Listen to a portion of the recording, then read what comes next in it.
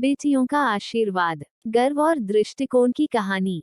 सुरेश जी को 3 बेटे ही थे। इस बात का उन्हें बहुत घमंड था कि उन्हें 3 बेटे ही है। वे सीना तानकर बात बात में कहते थे कि मैं बहुत भाग्यशाली हूँ, 3 बेटों का बाप हूँ। उनके बड़े बेटे को जब से बेटा हुआ तब से तो उनके पैर जमीन पर पड़ते ही नहीं थे। मझले बेटे को जब बेटी हुई तो उन्होंने झट से कहा कि मझली बहू की माँ ने भी 3 बेटियां ही पैदा की तो बेटी भी तो बेटी ही पैदा करेगी। यह बात सुनकर मझली बहू को बहुत खराब लगा, लेकिन वो क्या बोल सकती थी।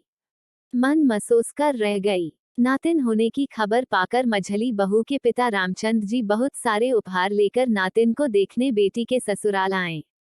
रामचंद जी ने जब समधी समधन का झुककर अभिवादन किया तो सुरेश जी का पोता विशाल पूछने लगा, दादाजी, नाना जी तो उम्र में आपसे बड़े हैं न, तो फिर उन्होंने आपको झुककर अभिवादन क्यों किया? हम लड़के वाले हैं। लड़के वालों का ओहदा हमेशा ऊंचा ही रहता है। लड़की वाले हमेशा इसी तरह लड़के वालों का झुककर अभिवादन करते हैं। सदियों से हमारे समाज में यही रीत चलती आई है।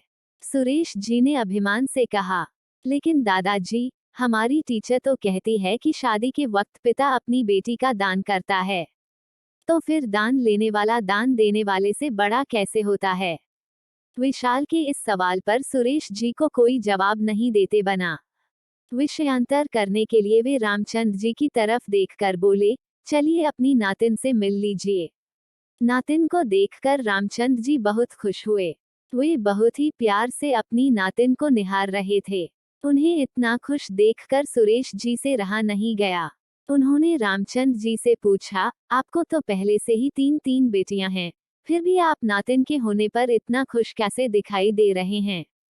समधी जी, आपको एक राज की बात बताऊं। जिस आंगन में बेटियां खेलती हैं, वह आंगन बहुत भाग्यशाली होता है और बेटी के माता पिता तो सौभाग्यशाली होते हैं।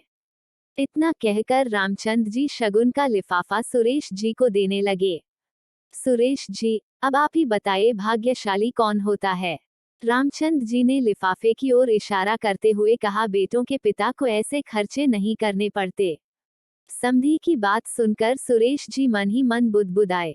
आप निश्चित ही भाग्यशाली हैं, मगर सौभाग्यशाली तो मैं ही हूँ, क्योंकि मेरा हाथ आपके हाथ के ऊपर ही रहता है।